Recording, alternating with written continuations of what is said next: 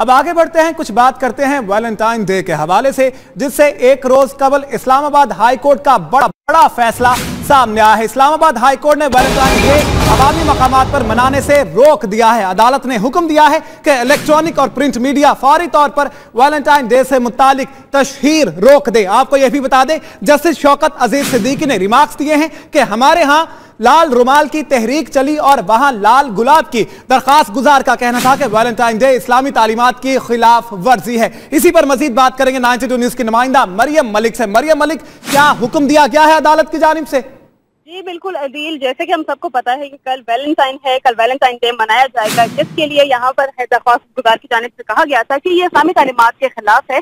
इसी के लिए उन्होंने इसके ऊपर यहाँ पर नोटिस जारी करते हुए 10 दिन के अंदर जवाब तलब किया। और उनका ये भी कहना था कि 900 साल तक किसी ने ये नहीं मनाया था। आज 12 सेंचुरी के बाद सबको याद आ गई है कि ये वैलेंटाइन चीज क्या होती है, जिसके ऊपर उन्होंने फौरी तौर पर इलेक्ट्रॉनिक और प्रिंट मीडिया को फौरी तौर पर वैलेंटाइन से मुताल्लिक जो जितनी भी तशहीर थी उससे रोक दिया गया है। उन्होंने यही कहा है कि इसको कोई भी प्राइवेट प्लेसेस पे और पब्लिक प्लेसेस पे इसको बिल्कुल भी नहीं मनाया जाएगा और कोई भी इसको बिल्कुल भी प्रमोट नहीं करेगा।